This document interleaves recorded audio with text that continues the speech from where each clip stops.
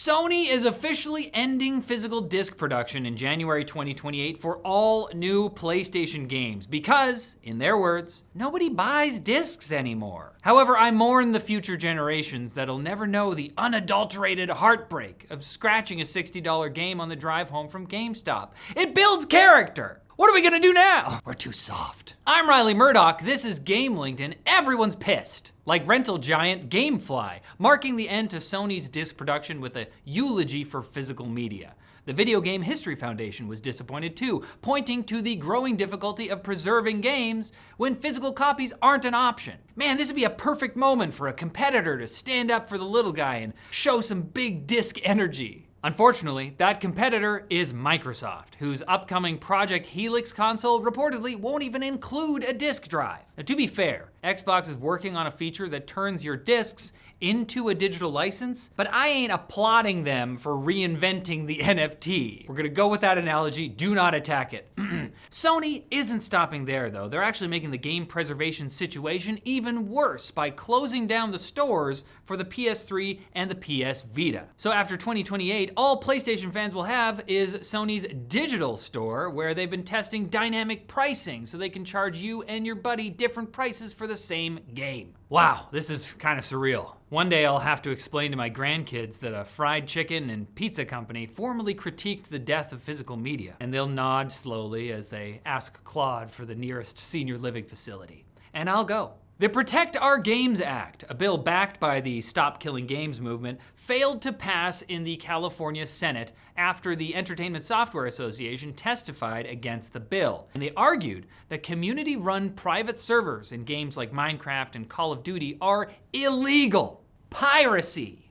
Did you do that? You're bad. Hopefully no 12-year-old takes this as a cue to commandeer a vessel around the Horn of Africa. Wouldn't be the first time. Now this insane take was a response to the bill's author Chris Ward citing Minecraft and COD as proof that private servers already work as a feasible way to keep dying games alive. ESA VP Jennifer Gibbons objected, however, calling those servers illegal, unaffiliated with Microsoft, poorly moderated, and yes, they are piracy. And her evidence? 2 pending lawsuits. She conveniently left unnamed because hosting your own private server is so forbidden that Minecraft's own website hands you the files to host a server yourself. Wait, hold on.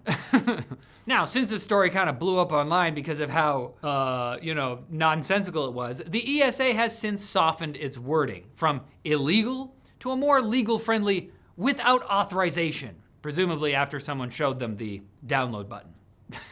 Subnautica developer Unknown Worlds and their owner Krafton have finally settled their messy, year-long legal fight over Subnautica 2. The whole saga began in 2025 after Krafton fired Unknown Worlds CEO Ted Gill, along with co-founders Charlie Cleveland and Max McGuire. The firings led to a legal dispute over whether a $250 million conditional bonus tied to Subnautica 2's success should be paid. Despite all the turmoil, the game launched in early access this May and quickly became a hit, selling more than 4 million copies within days. And before the game's release, Gill was reinstated as CEO by a judge. However, as part of this new deal, he's stepping down, while Krafton will pay bonuses to every employee at the studio in 3 annual installments. Krafton not having a ton of money around.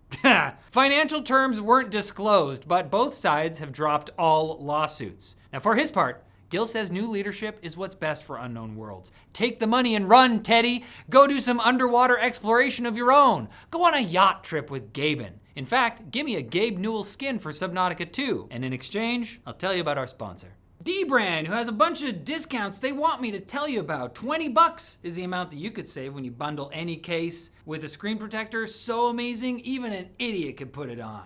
$55, that's the amount you could save on kill switch kits for Switch 2, Steam Deck, other thingy things. 60%, that's a good number, and it's how much you could save on D-Brand's most legally provocative product, the Dark Blades. 30% is how much you could save on skins that are made from, dead animal material. Check out all those discounts, go to mybossisveryshort.com.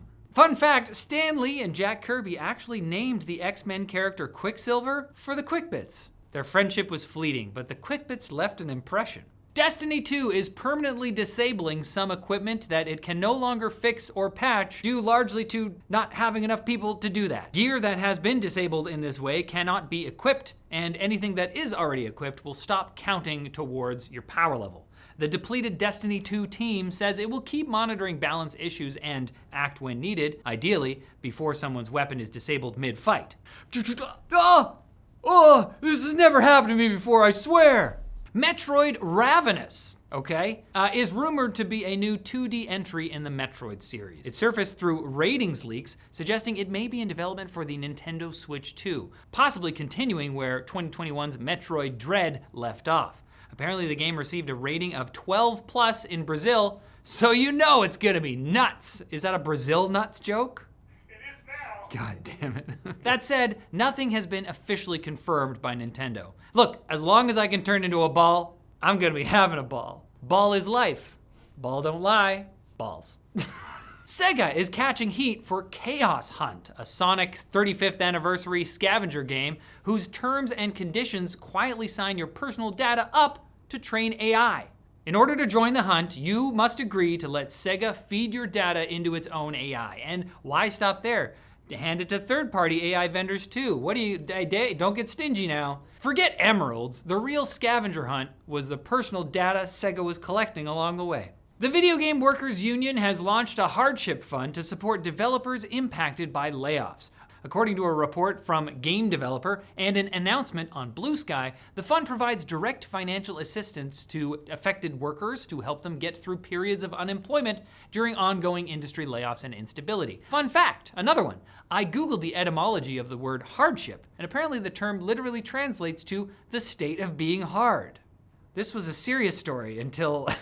And Christopher Nolan's The Odyssey is getting an official tie-in game inside Roblox. Players can explore an interactive world based on the upcoming film. At least a world where you ask, what if ancient Greece, but more blocky? And it makes for a pretty wacky movie to game crossover. We used to get tons of oddball tie-ins, so if this is a return to that Wolverine Origins energy, I'm here for it. I hope this game finally lets Odysseus and Ajax hash it out when they meet in the underworld. Look, Odysseus got the armor instead of you, but it's Roblox, it looks crappy anyway. And we're gonna have something to hash out if you don't come back next Thursday for more gaming news. For me, I'm going to go talk to the Quick Bits about their experiences in 1960s New York. Man, those bits have lived a life, I'll tell you.